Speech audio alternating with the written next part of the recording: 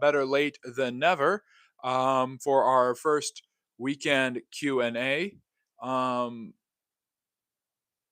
Yes, our first part of our weekend Q&A, where we will be answering all your questions related to history, social sciences, social studies, past and present, and all of those things. Uh, we do this every Friday and Saturday night, 8 p.m. Eastern Standard Time on Fridays. We're getting a little bit of a late start, so thank you for those of you who are waiting. And then we will be doing this again Saturday evening at 7 p.m. Eastern Standard Time. And we also have Sundays at 4 p.m. Eastern for our live stream lecture. But we have a two-part Q&A as we do every weekend. So thank you for joining us here at the Friendly Neighborhood History Channel.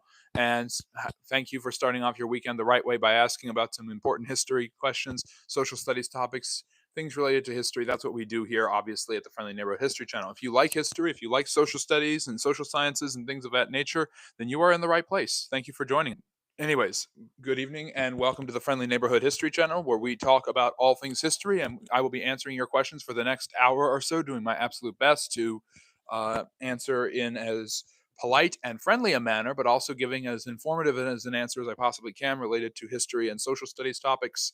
And like I said, we will be doing this every uh, f- uh, we do this every Friday and Saturday night. The channel has been around for almost a year. Next weekend is our year anniversary of the Friendly Neighborhood History Channel, President's Day weekend. So we'll have some special stuff about President's Day. We'll have some special stuff about Valentine's Day, which is also that weekend.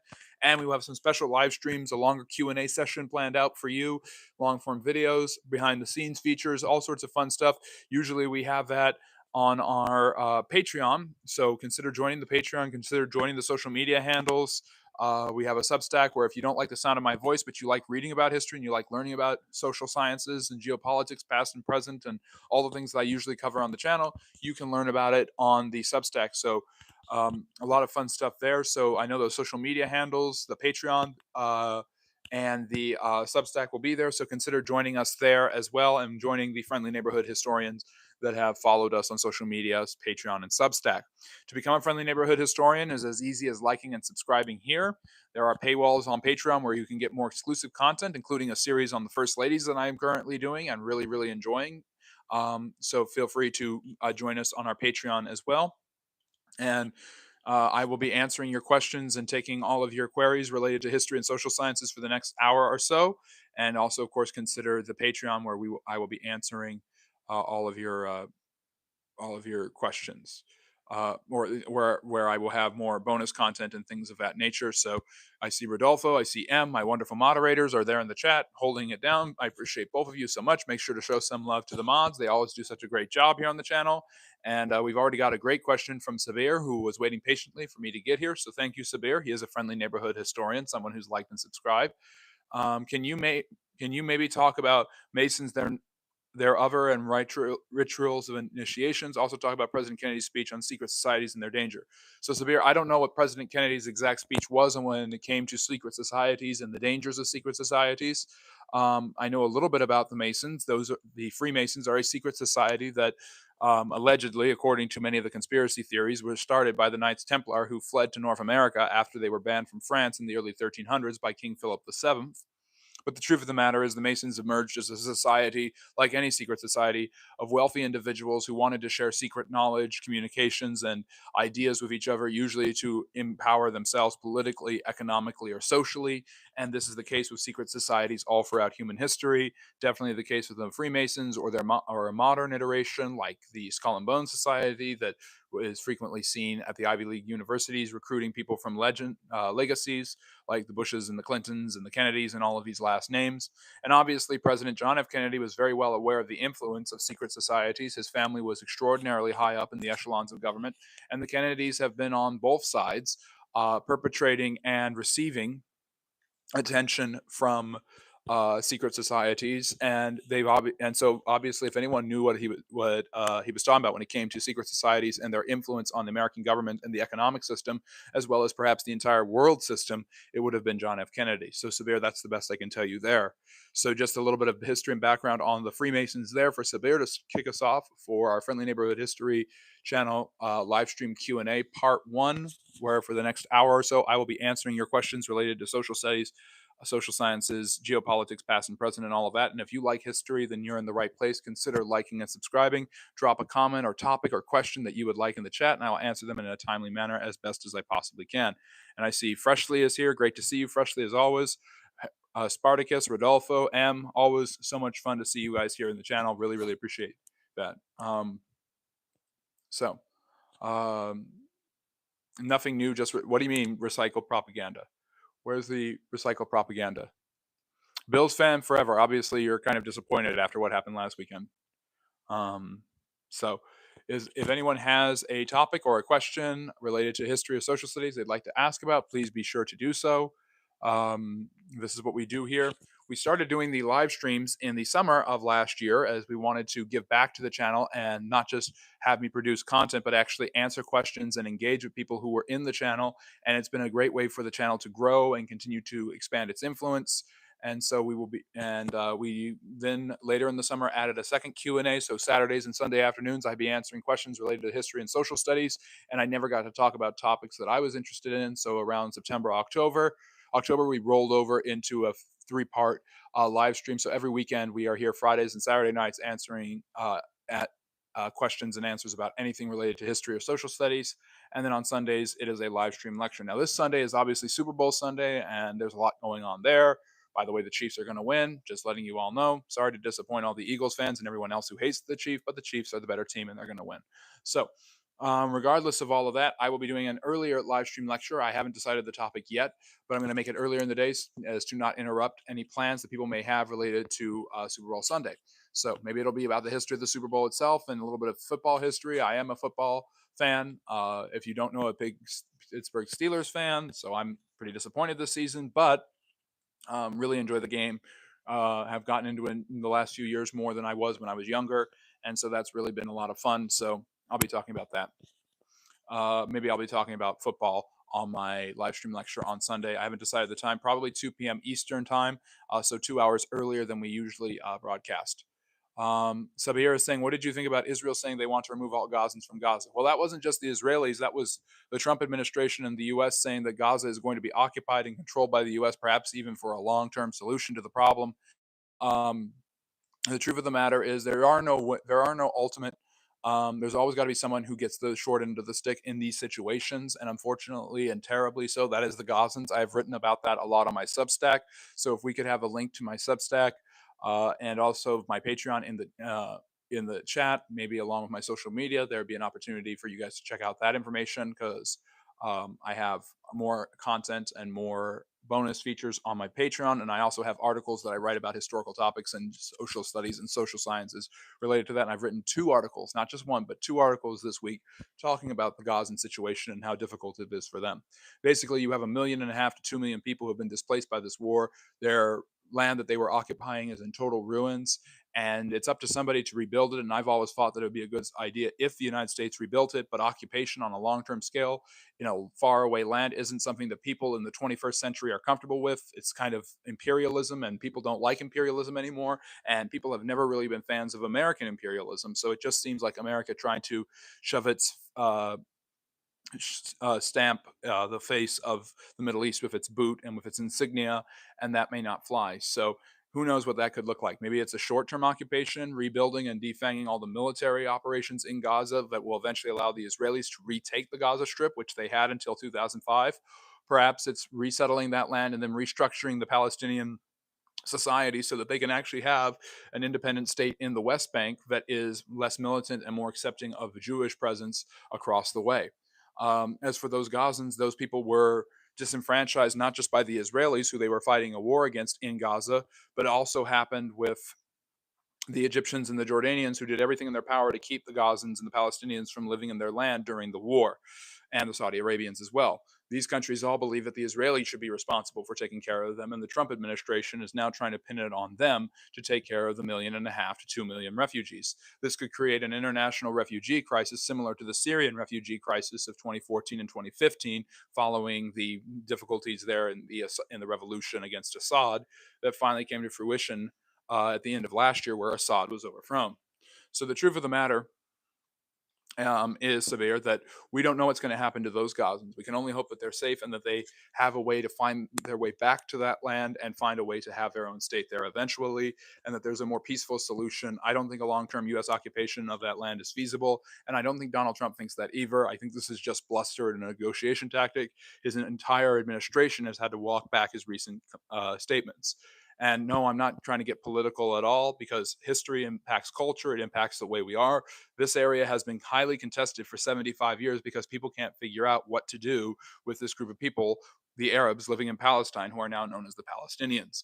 Where do they go? Their own Muslim and Arab brethren have turned them down on many occasions, and the Israelis obviously don't trust them, and they don't trust the Israelis. So, full integration into Israeli society may be an extremely difficult thing if Israel were to try to create its own one state solution. Probably the best option to go with at this point is seeking a more peaceful resolution in the West Bank, which is a war zone of its own, where Israelis and Palestinians somehow acknowledge each other's right to exist and right to live and cohabitate the Western Levant. We have no idea if that's going to happen or not, and history has told us that it hasn't worked. And just like in the 48 war, when the Israelis defeated the Arabs and they were depopulated and dispossessed of a land and displaced, millions of them being displaced at that time, we now see millions of Palestinians displaced as well. Meanwhile, all of the countries that are condemning Israel for these actions are very, very hesitant to help any of the Palestinian refugees, thinking that the refugee crisis is all Israel's fault, even though Israel is at war with them. So there's just a lot going on there. Um, they just make us believe these people are running the world. It's the new satanic panic. That's what Michael is saying. So the satanic panic, by the way, for those of you who don't know, was in the 1970s and 80s, when many people in America were disturbed with rumors of witchcraft, vampirism, and Satan worship. The fears of the growth of Satanism as a religion, where Satan was worshipped and evil demonic forces were called into being and used by witches and warlocks. Really, really gripped the nation. The fear of heavy metal rock and roll music, goth lifestyles, and things like that were all gateway drugs towards full-blown devil worship and profanation of anything that is good. This obviously turned out to be bluster and rumor mills, similar to the Salem witch trials, and a lot of people got accused of things just like in the Salem witch trials, but they weren't actually guilty of. So just like you have the issue with Gaza and Palestine 75 years ago, still repeating itself of people being displaced and dispossessed today. 200 years after the Salem witch trials, people were still easily pointing the finger at each other and wanting to accuse the other one of worshiping the devil because they felt uncomfortable by what someone felt or said or did in their lifestyle. So, yes, satanic panic was actually blown up by media and by the government as a way to make people more and more afraid of their neighbor. So things like that have happened all throughout human history. The Salem witch trials happened 200 years ago, and history doesn't repeat itself, but it sure rhymes a lot. So if you're just joining us, this is the Friendly Neighborhood History Channel, where we answer all of your questions related to history and social studies. And tonight I've gotten some good questions about satanic panic, and we've talked about the Freemasons, secret societies, kind of mystery stuff, things along that nature. And I'm going to change my lighting just a little bit, touch it up just a bit here on a Friday night. Hopefully, you're starting the weekend the right way by joining the Friendly Neighborhood History Channel and asking any questions you want around history and social studies. Rodolfo, my wonderful moderator, is asking, did you think the pearl clutching by mainstream media was a bit much when the United Healthcare was excessive? When I don't know what you mean by that. No, compared to what?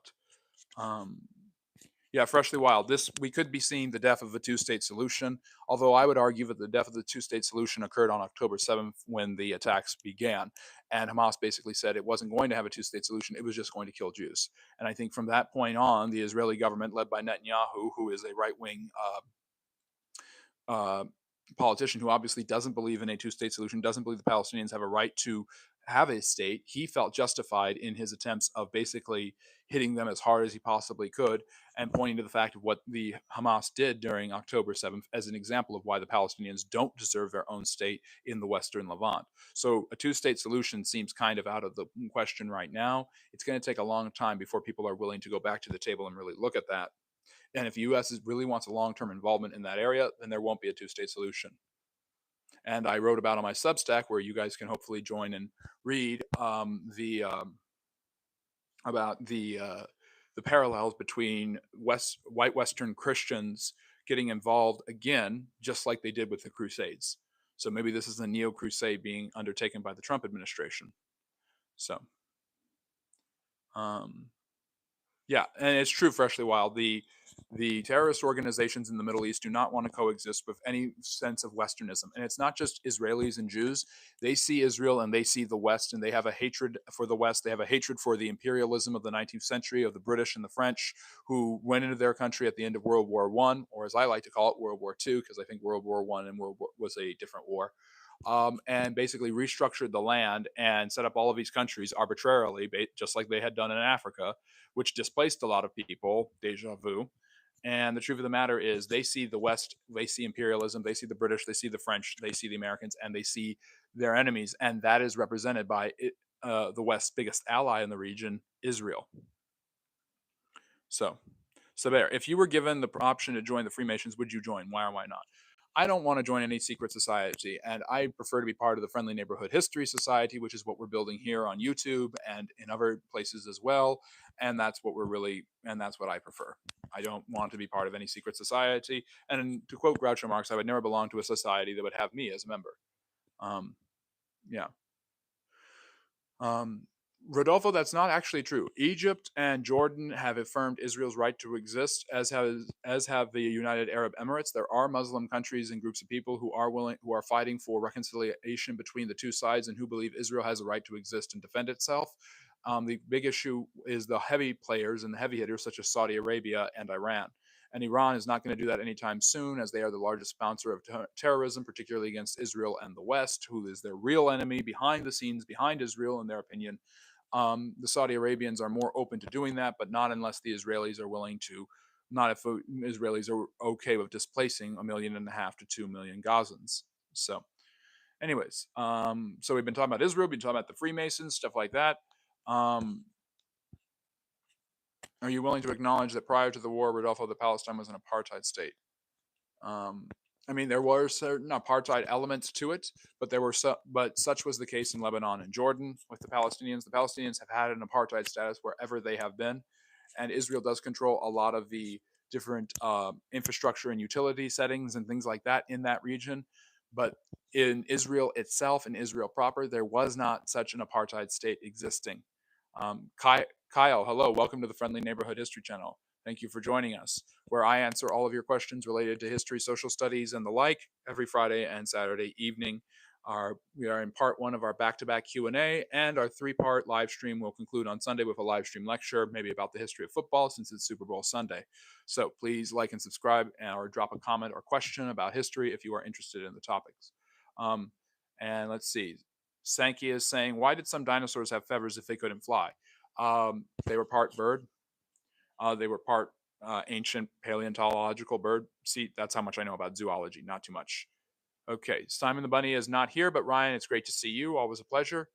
Kyle, in my history class, we are learning about extinct languages. What do you think is the most important extinct language? Well, it all depends where you are in the world. Sanskrit's obviously extremely important to understanding the experience and developments of the Indian subcontinent and southern Asia. The early peoples such as the Indus River Valley and the Mauryan civilizations, the Gupta empires under Gupta. There's also, of course, Latin, which is obviously extremely important for the West and for the development. As a European historian, I find it to be the most helpful language for my studies, only because it has had such a dominant and disproportionate influence on the development of Western languages, Western society, Western religion, and Western culture. And that's only because my field of study is indeed that type. There's actually a language discovered recently on a tablet that is 7,000 years old. It might be the oldest language ever. They just can't decode what it is. And I was actually going to do a video on that. But there are so many different languages that we don't use anymore, and part of the human experience, regardless of where people is to not use languages anymore as time goes on. The first writing in history occurs in ancient China. They were writing material down on animal bones, tortoise and ox bones, called oracle bones. And then the Egyptians, of course, created papyrus and used from reed plants, and used that as parchment to write down what they needed to, using hieroglyphics and the Mesopotamians used cuneiform. The oldest written language that is still extant today is actually the Greek language, believe it or not. And Hebrew is among it, as well as Farsi. Some of these languages are still used in the modern are still used modernly in the modern world, that date back thousands of years before the birth of Jesus of Nazareth, so BC. If you want to learn more about that, join me on my Patreon where I have an entire video discussing some of those ancient languages. Um, so Yep, and a new mic and a new studio and a new setting. We're trying to revamp the History Channel. As you guys might know, I have been recently displaced, so this is a forced relocation, a forced new studio. But I am really loving it in here. I like the lighting. I've got my light back. I've got my microphone. I have my custom smoking jacket, and so it's a really good experience. So thank you for joining us here at the Friendly Neighborhood History Channel. Better late than never. We got a late start today, but I'm glad everyone's here. Um, Caleb, Rodolfo is saying no discussion or inadequate discussion of deaths and suffering caused by evil policies of United. I don't know. Yeah, that are you referring to what happened with the United Healthcare CEO? I think that what that did was the killing of that United Healthcare CEO that was already from by Luigi Mangione brought more attention to the already devastating and calamitous effects that healthcare industry has of shutting down people's insurance for very bogus reasons when the people are obviously suffering. Murdering someone to prove that is obviously not the right solution. I think most people can agree to that.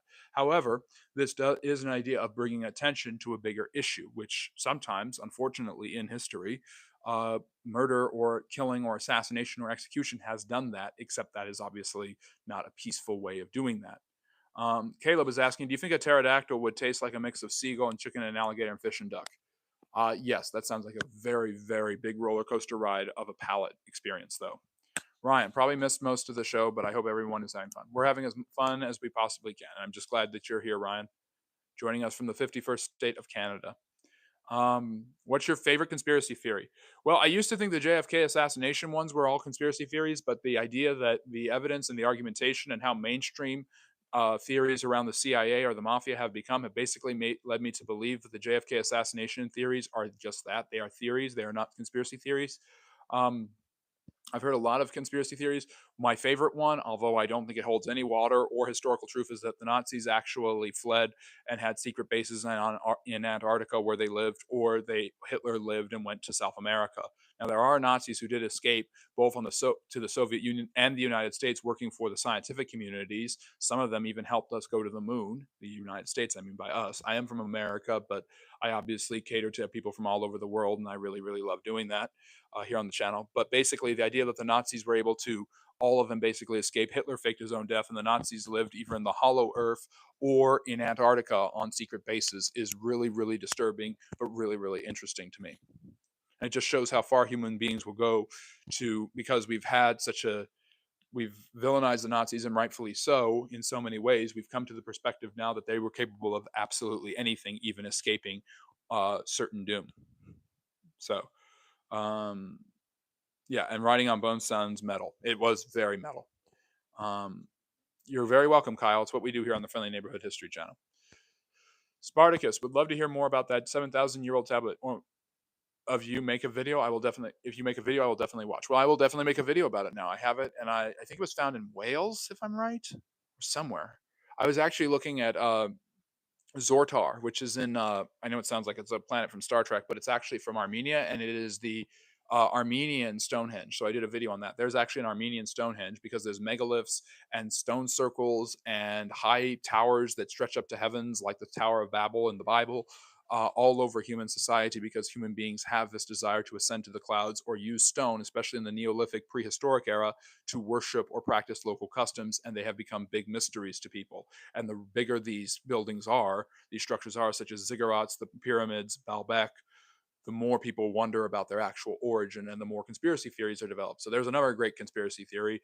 The giants built all of the megaliths, or the aliens did it. So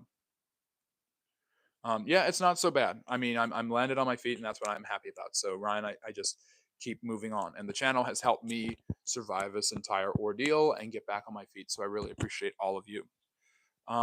Sankey, which civilization invented the wheel? If I'm correct, it's the Egyptians.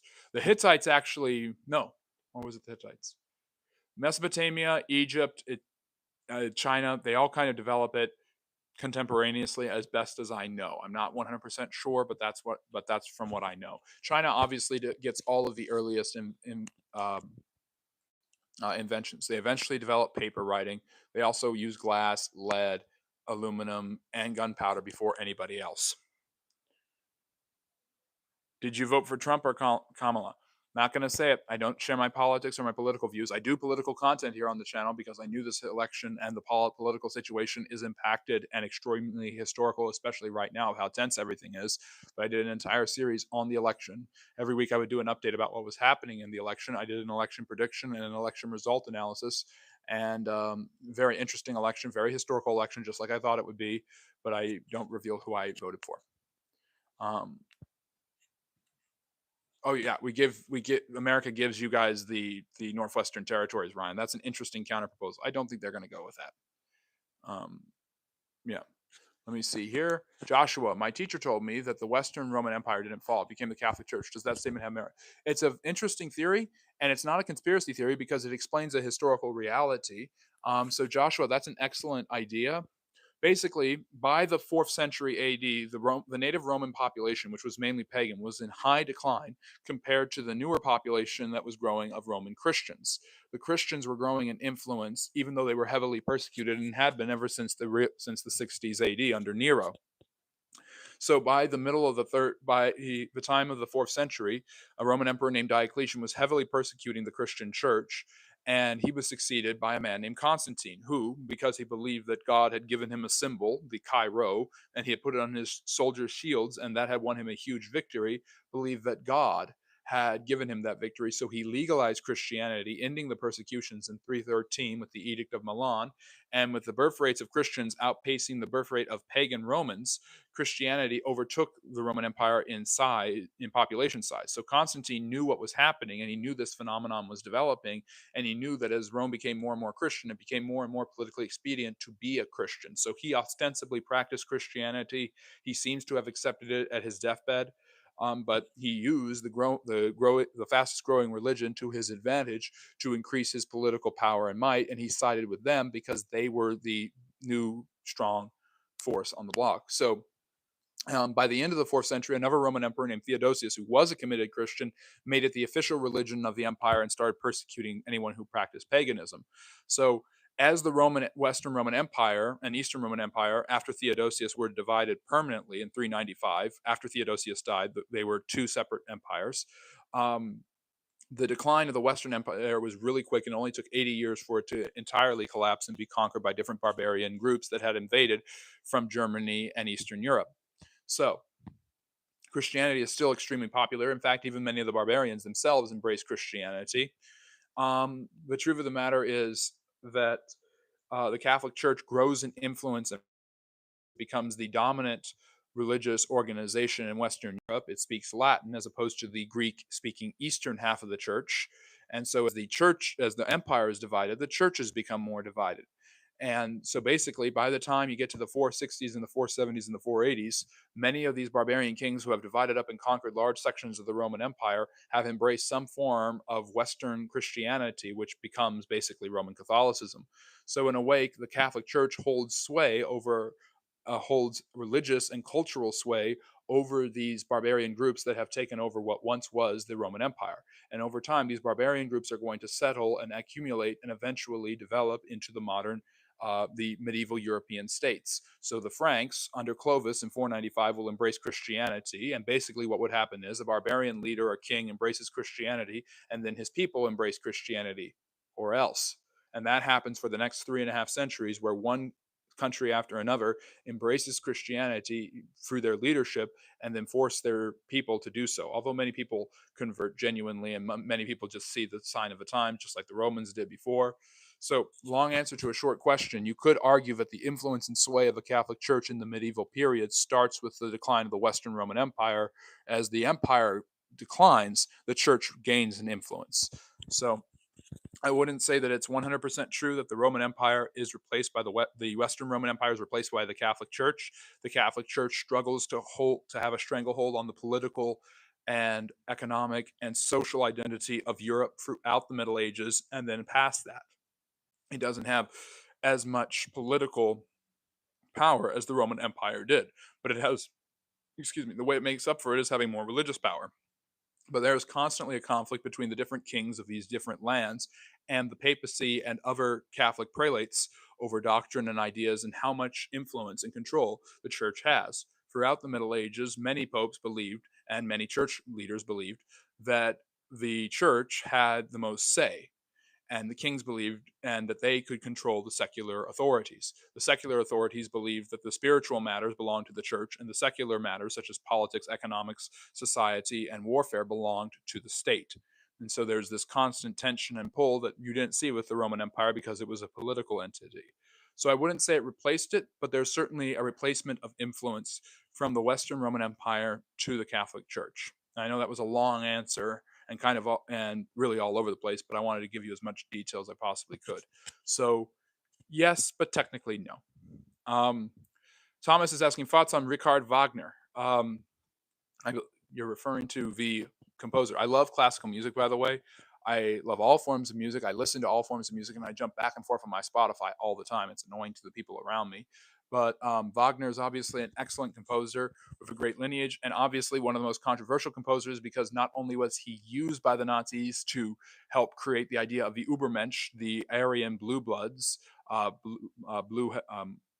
blue-eyed blonde hair people who were superior to all other races, but he was an avowed anti-Semite. Unfortunately, many other composers and people of that time period, especially in Europe, were anti-Semitic. Mozart was anti-Semitic, and people still listen to him. I think my thoughts on Richard Wagner are that he's extraordinarily talented and he's an excellent composer to listen to, but understanding who he was and how he lived and what he believed is extremely important. Um, yep, there you go, Caleb. I love how I have Canadians here. I have people from Canada, I have people from Finland, I have people from Sweden, from India. It's always fun to have so many different people. Um, yes, Thomas, you are referring to Operation Paperclip, in which the United States agreed to bring in Nazi officers and scientists and things like that. In exchange for immunity, they would help the United States develop its military and space program during the 1950s and 60s to combat the Soviet Union during the Cold War. And by the way, the Soviets did this too. These Germans would basically live lives of impunity without any punishment for the crimes against humanity they committed if they helped the Americans or the Soviets um, destroy each other through their technological developments. It's really, really dark chapter at the end of World War II, or as I like to call it, World War III. Do you think South American, Rodolfo is asking, do you think South American countries were especially anti-Semitic regarding Nazis post-World War II? I think anti-Semitism is something that people have struggled with all over the globe. I think that an area that has a smaller amount of a Jewish population is going to struggle with it, and I think that's definitely the case in South America. And I think the people in South America, I think the thing is, we pretend that Germans and Italians only got to South America with the Nazis, and if anyone is from South America with any sort of German or Italian ancestry, they must be descendants of the Nazis or the fascists from Benito Mussolini's Italy. The truth of the matter is that millions of immigrants had already gone from Europe to the Americas, not just the United States. That was the main one, but they had also gone to places like Argentina. Manu Ginobili is a very well-known basketball player. He has an Italian surname and and if you look at him, he's very Italian looking, but he's from Argentina because there was a large number, millions of immigrants from Italy who settled in South America during the late 1800s and early 1900s, even before the rise of fascist Italy under Benito Mussolini in the 1920s. And Canada is certainly a delightful country. I absolutely agree, Rodolfo. Um, Caleb, when do you get donations enabled? I'll donate when you enable donations. I appreciate that. You can join us on the Patreon where you're not donating as much as you're getting exclusive content and you're getting more money for that exclusive content, Caleb. So really consider the Patreon as a way to get to help the channel grow, and you basically get extra stuff. You're not just donating at that point. I want to add a PayPal donation link on my page, but I've been trying to set that up and having problems with that. But yeah, the Patreon is one way, Caleb, and you get a bunch of extra content that way. So it's a win-win for both of us. Um, thank you for saying I'd be a better president than the orange Cheeto of mustard on top. You might be saying the bar low though. Kyle, a more U.S. history question. What do you think was the key factor for Reconstruction going somewhat smoothly? I assume there was some underground stuff going on for sure. There was, such as the Compromise of 1877, which ended Reconstruction. But basically, the real truth of the matter is Lincoln died. Reconstruction was doomed because Lincoln died. The Republicans were way too harsh on the Southerners for the liking of many people in the country. And their ideas about African Americans, while extremely progressive and inspiring, were not really welcomed by mainstream America at that time. The corruption of the Grant administration in the 1870s led to the decline in the influence of the Reconstructionist Republicans, as the country basically got sick and tired of talking about civil rights in the aftermath of the Civil War, and moved on to its economic prosperity in the late 19th century. So the truth of the matter is, if Lincoln had not died, there probably would have been a compromise reached where civil rights were granted to African Americans, but also there was reparations or 40 acres and a mule. The Freedmen's Bureau would have continued, things like this that helped blacks get back on their feet after they were free. They got them education, they got them back together with their families. All of these really great things that many Northerners, known as carpetbaggers, were doing by going south and helping them out. If Lincoln had lived, he would have been fully in favor of that, and he would have been fully in favor in granting lenient terms where the South would have been forced to accept this, but they could have returned to the Union and gained some of their political clout and power. Johnson, his vice president, who took over after him, didn't gave all the leniency without any of the civil rights. The radical Republicans gave all of the civil rights without any of the leniency. So there was a balancing act here, and Lincoln could have probably done it in his second term. Nobody knows for sure how it would have worked out. In history, hypotheticals can sometimes lead us into tailspins. But the truth of the matter is, I really think Lincoln dying changed the game and made Reconstruction almost impossible to happen. A brilliant enough man to navigate us through the Civil War could have navigated us through the aftermath of the Civil War pretty as equally brilliantly as he did the Civil War. And it would have been really nice to see Abraham Lincoln operate in peacetime. He's the only American president whose entire presidency has been defined by war. The only one. No other president. I mean, FDR had World War II, but he also had the Great Depression. Woodrow Wilson had World War I, but he also had the Federal Reserve and stuff like that. Lincoln, other than the Homesteading Act and the Transcontinental Railroad, was almost completely fixated on the war. And random, hopefully you've been able to catch up on what we are talking about. And I am reading the chat. I'm going slowly though, because I'm trying to answer as many of the questions as I can with as much detail as possible. When we have a larger community, when we have a larger amount of people here, I go a little bit faster. But when we have a smaller crowd, I like to give detailed answers because I like to give people what they came for: good, reliable historical information. So, um, like and subscribe, or Genghis Khan, the Attila the Hun, will come back to life. Yeah, that would be scary. Although Genghis Khan lives on in so many of his descendants, which include tens of thousands of people. M is saying it's worth noting that Constantine was an Arian sympathizer for many years before professing orthodoxy. The Council of Nicaea was held that very Arian crisis. What M is referring to is there were a group of Christians in the early 4th century known as the Arians, who basically followed a bishop named Arius, who believed that Jesus of Nazareth was not the second person of the Trinity, but a created being by God the Father. And in Christianity, you have the idea of the Trinity, where you have three persons in one God, Father, Son, Holy Spirit. And Arius believed that Jesus was not divine. He was created and then became divine. He was not always divine. And so the Christians countered him with what they call orthodoxy, eventually winning over. And Constantine and many of the barbarians and many of the Catholic bishops and leaders sympathized with the Arian idea because it seemed to not be as confusing as the Trinity. However, Trinitarian Christianity eventually won the day and came to dominate both the Western and Eastern churches: Catholic, Protestant, Orthodox, and Coptic. So, um, yeah, I call it social studies, social sciences, history, geopolitics. We talk about everything here: geography, all sorts of fun stuff. Catholic washing of North Europe. What do you mean by that, Michael? Rodolfo is saying is social science history. Yeah. And let me see, Rando. Do we look a lot? No. Anyways, how many countries are in chat right now?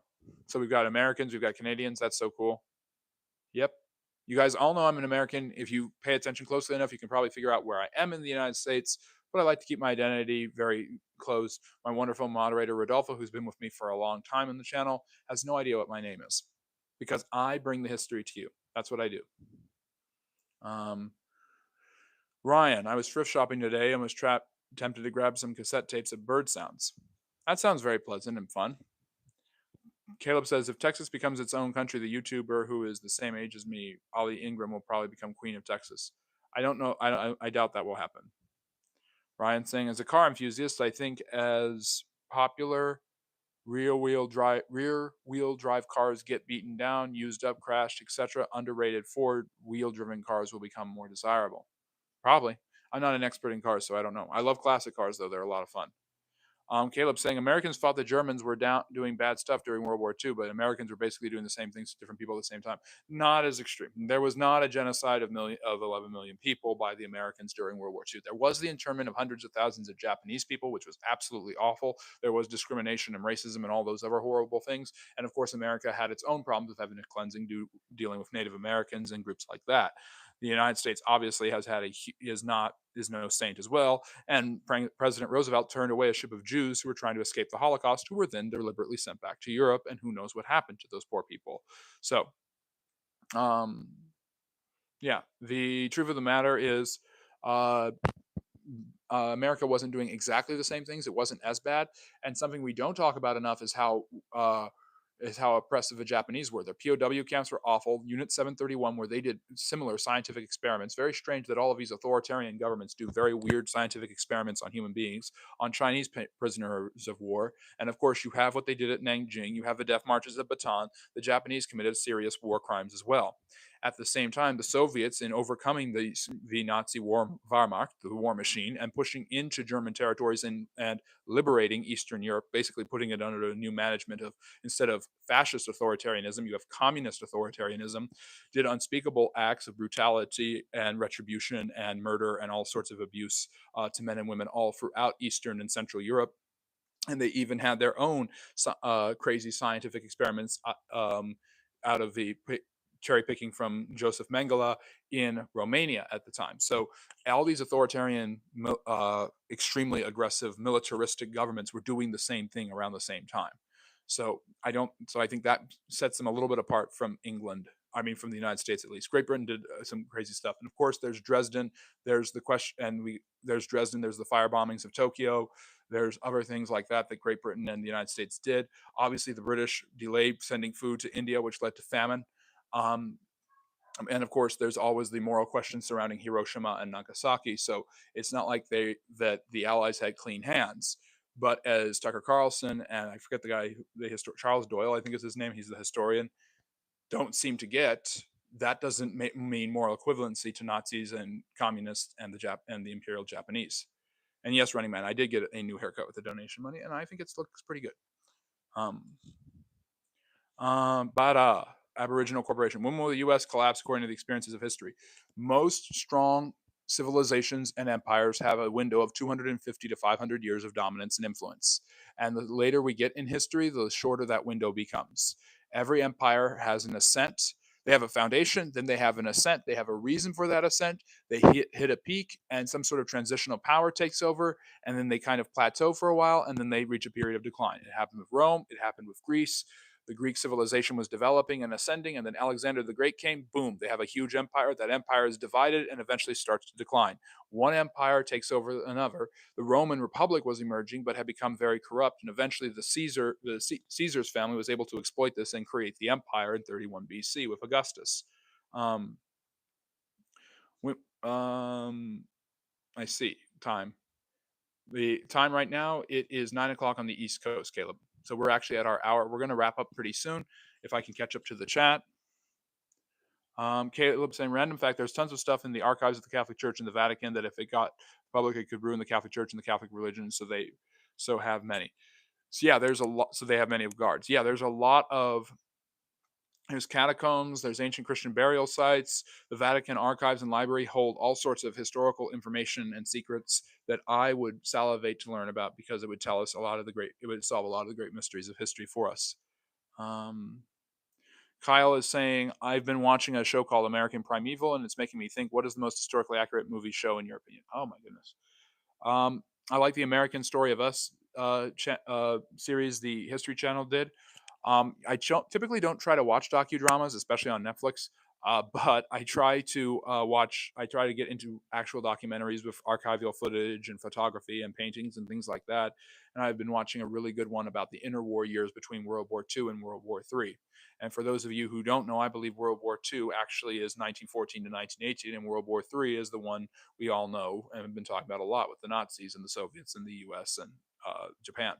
So, um, Caleb's asking, "What's your opinion on Andrew Tate and Tristan Tate?" I don't. The less of I don't think. If you were asking me, what do I think of them? I don't think much of them. I don't think about them that much, and that's probably a good thing. I think that you have some very corrosive ideas that human beings are always very good at creating about someone who is different from them. And I think the Tate brothers excel in creating corrosive ideas surrounding women.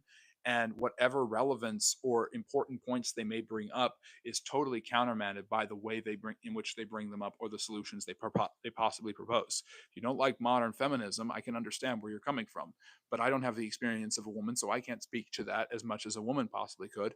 But the solution towards modern feminism, if you think there needs to be a solution, is not hating women. Just like the solution to modern the MGTOW movements and the manosphere that hates women that has been created by Andrew Tate and these people is not to hate men. There's always the balancing beam, and the battle of the sexes has gone on for thousands of years as men and women struggle to exist individually and understand each other in relationship and all sorts of things. So um, yes, I am a history guy. I'm trying to make it everything that I answer as historically relevant as possible. So thank you, Troy, for saying that. But Caleb, I really appreciate you bringing up what you bring up because you really keep the chat going. Ever happy to. Great to see you. Trump is showing the power a president has to free prisoners, for example, just like the former president kept his son out of trouble. How do Americans feel about this? It seems quite a lot of power. Yeah, I think Trump believes at the end of the day that he is like Teddy Roosevelt. And Teddy Roosevelt was a president who believed that the president's job was to wield executive power. And so the truth of the matter is, people like Trump aren't acting President Trump is not acting that much different from President Obama or Biden or Bush or any president really in the last 80 or 90 years. Presidents have exuded a huge amount of authority and influence in the 20th and now 21st century. Trump is just extremely bombastic in the way that he communicates that he's doing it.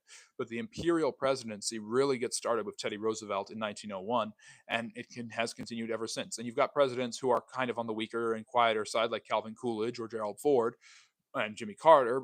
And by weak, I don't mean like weak as in bad necessarily. I mean weak as in more passive. Probably that's the better word. But you do have these active, aggressive presidents who have different views. I mean, 50 years ago, Richard Nixon basically believed the president was above the law no matter what he did.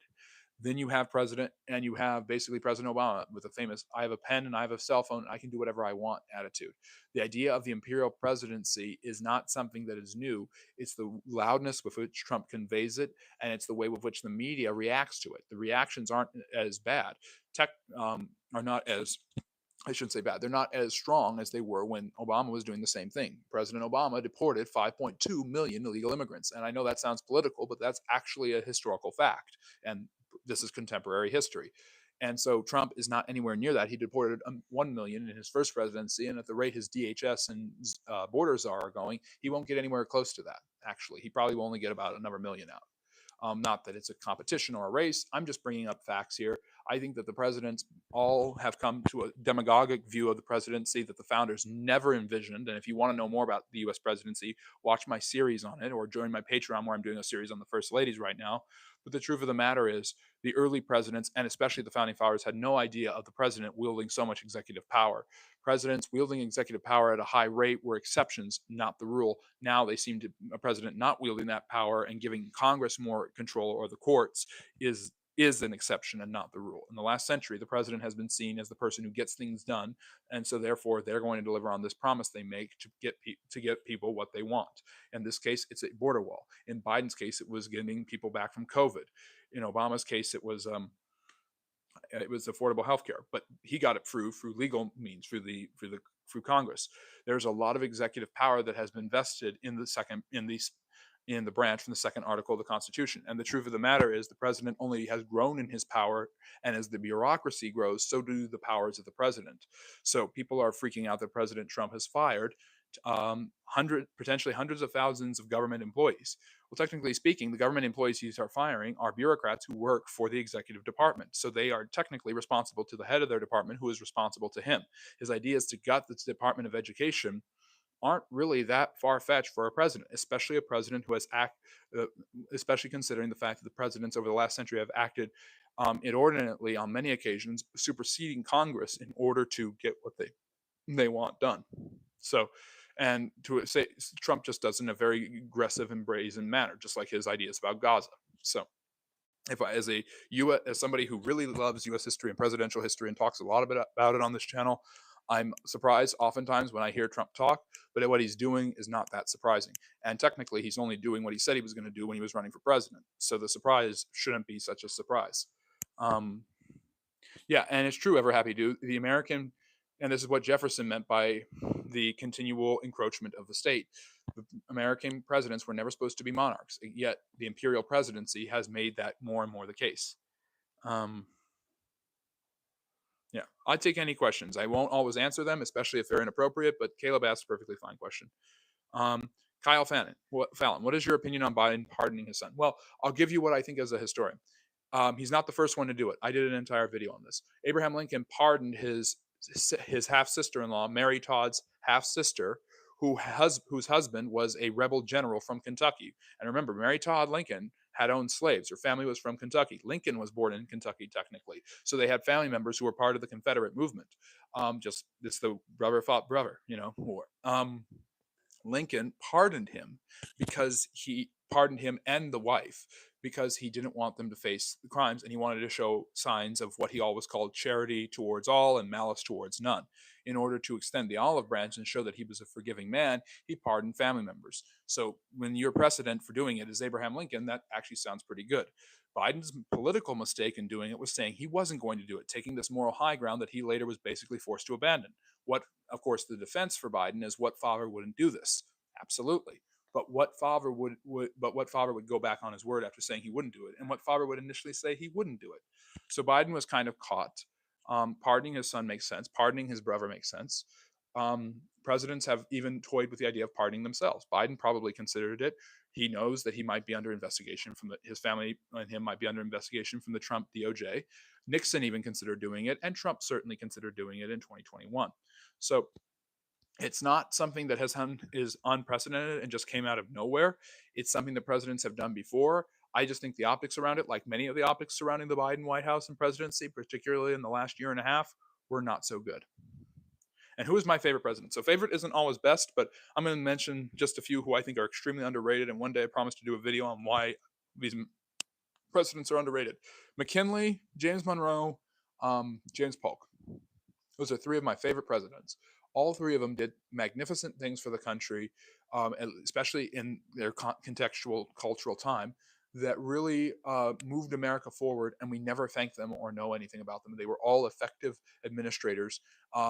Polk left office after only one term. Monroe was there twice for 2 terms, and McKinley was shot and killed early in his second term. It would have been interesting to see what 2 terms of Polk would have done or 2 terms of McKinley would have done for the country. Um, and a lot of people think that McKinley would be on Mount Rushmore if he hadn't died, and his successor was Teddy Roosevelt, who is on Mount Rushmore.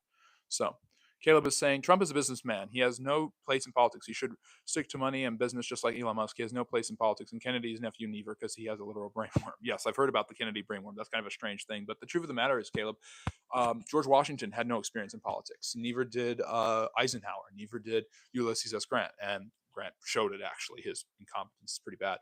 But just because you don't have a lot of experience, Lincoln had very limited experience. Obama had very limited experience. Very limited or no experience in politics doesn't mean you can't be a good leader or executive. It's your ideas and how you get them carried out.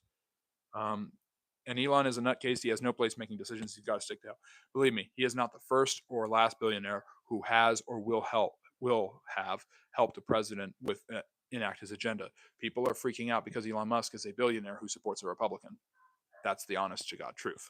But believe me, there were tons of billionaires in the time of William McKinley who supported Republicans. John D. Rockefeller and J.P. Morgan were examples of this. And the History Genius is back, and the Texas Repo Man is back. So great to see you. I'm so glad that you're here every time we stream. Let me see. Have you heard the story of George Washington's mom being insane, telling people George left her? Yes. George Washington's mom basically nagged him for money all the time and then called him a bad son when he cut her off. It's a very funny and sad story. Caleb and Texas are arguing about immigration. That's fun now. I mean, wouldn't he mow his own lawn and clean his own gutters? Just saying. C-Dub, great to see you. Thank you for joining us. Harry Truman had zero experience and he dropped the bomb. That's not true, Texas. Harry Truman had been vice president for a few months and he had been a senator. He's actually the last president to not go to college, though, if that's what you're referring to. But Americans in their history haven't always picked somebody with experience, and somebody with a lot of experience hasn't always been a great president. I would argue, I'd venture to guess that a lot of people think that Joe Biden's presidency might have been decent at best, but some people think that it was downright inadequate. He had a ton of experience. His presidency may have been a tad underwhelming. James Buchanan is probably the best example of this. He's considered the worst president in American history.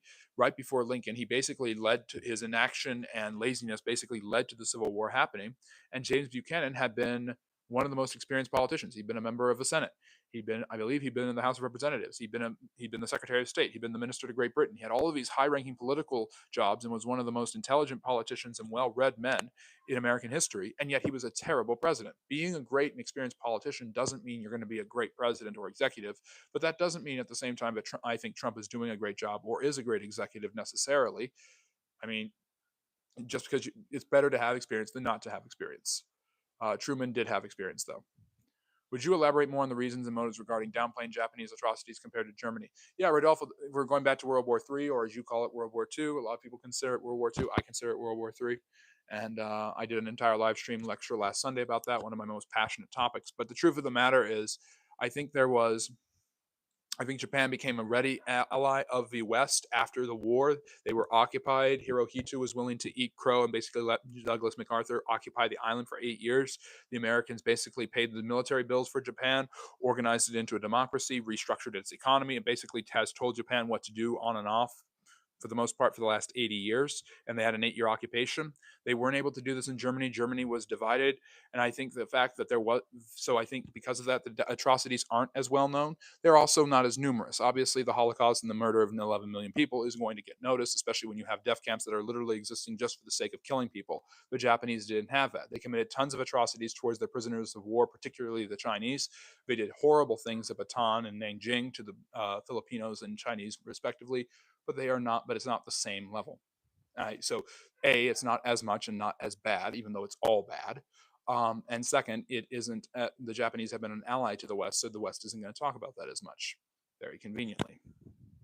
Um, don't they assume Buchanan was gay? Yes, I've done a couple videos on this. James Buchanan never married. Supposedly he broke a girl's heart and was so devastated by this he swore never to marry.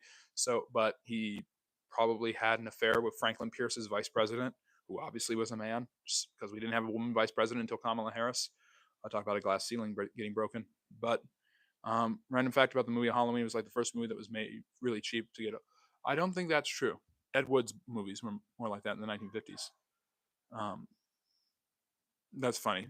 Cigarette smoking. Random fact: Hirohito died the year my mom was born. Interesting. So 1990, I think. Sorry, I might be blanking on that. Yes. Can I discuss the? I'll use the word rape of Nanking. It's Nanjing is what the Chinese call it, and they are very well aware of that reality and what happened. But Nanking or Nanjing was right after the Japanese invaded and took over large swathes of China, and basically just decided to butcher as many men and vandalize as many businesses and abuse as many women as they possibly could, basically killing tens of thousands of people and using that act as a act of war, as an act of violence. Oh, 87, interesting. So it's one of the most brutal and horrifying atrocities, basically using that as a weapon of war. The Soviets would do the same thing in Eastern Europe at the end of World War II, and it has been done in Africa since then. It is atrocious, and of course, it's been done throughout the world and in European history and against the Native Americans by the United States. That is one of the most systematic example of it in human history at Nanjing. How do you feel about the history curriculum in U.S. schools? I don't think that history. I think that so people are always going back and forth about this ever happy dude and are we teaching? Are we too woke? Are we not woke enough? I don't think that's the issue. The issue is why are the books so big? Why are the questions at the end of each lesson so boring? And why are students rolling their eyes at having to read it?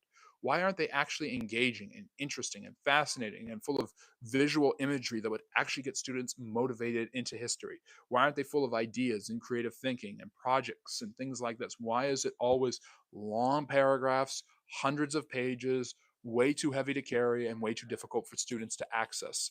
The inability for students to access it has led to a loss of understanding about history and social studies in the American school system, and basically is why so many people find history boring and not fascinating.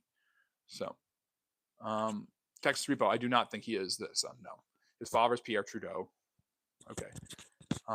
Miss Nancy, I don't know what you mean.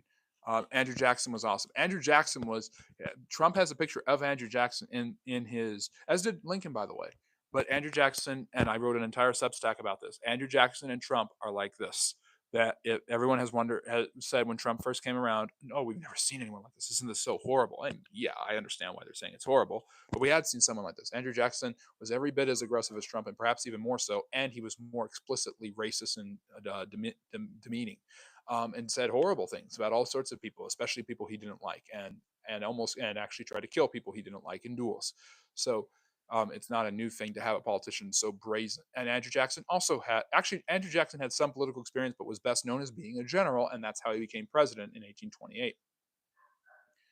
Oh yeah, Vice President King. Yes, Miss Nancy and Mr. Buchanan and his wife. That's what he used to call them. Yeah, Andrew Jackson had a very, very famous sense of humor, as in a way does Trump. So I guess that's another thing they have in common. But yeah, anyways, we are just at the hour mark. I'm going to be signing off. We actually had a good turnout and a lot of great questions. So I really appreciate all of you for coming and asking and dropping comments, and the faithful friendly neighborhood historians who were here. I really appreciate your presence.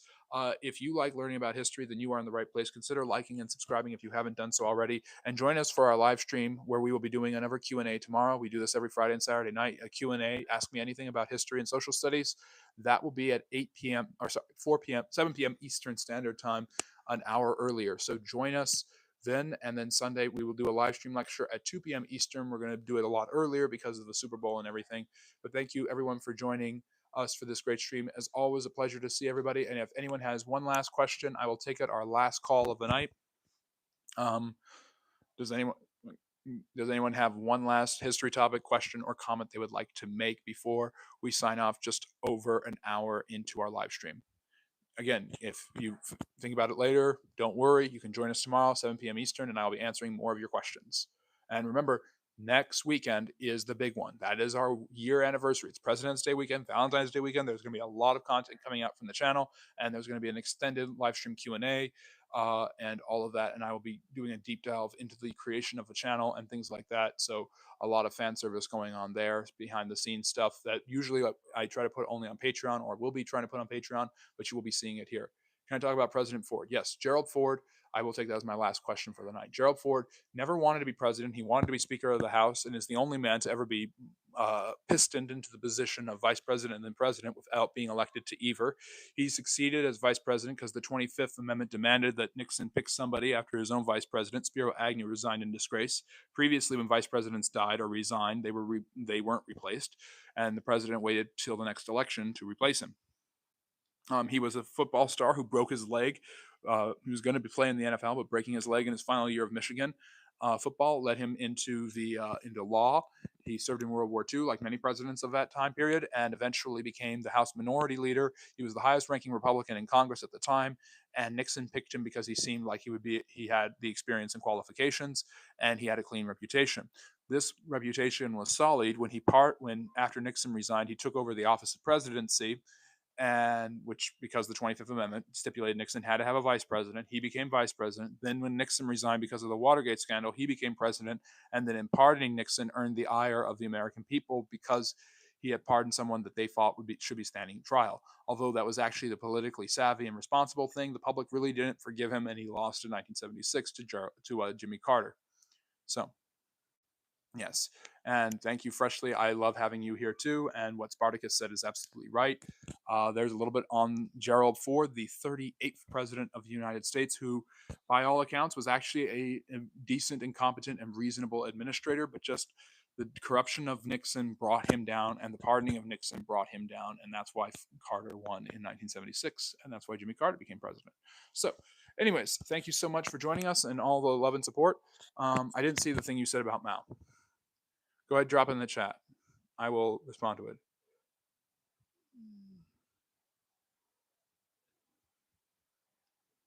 Yes, C-Dub, that's definitely true. Andrew Jackson was very, very militantly pro-American. So was Teddy Roosevelt, another president Trump has been compared to. So, Caleb, I did not see your thing on Mao. Maybe you can put it in the chat tomorrow. There are some things that get censored before they come into the chat that I can't even see, even though I have all comments on. So I don't know how that happened. But yeah, thank you everyone for joining us and all of your support and love for the Friendly Neighborhood History channel. Yeah, Mao led the Chinese the Gauchandang, the communists, and united with the nationalists, and the Americans actually helped them and then turned on him, as the Americans have done many, many times. So thank you so much, everybody. We will be seeing you tomorrow, 7 p.m. Eastern Standard Time, and then Sunday for our live stream. Before you go watch the Super Bowl, come and listen to me talk about some history, maybe some football history. We'll see. Thank you so much. Have a great night and take care, everybody. Bye bye now. And remember, love history.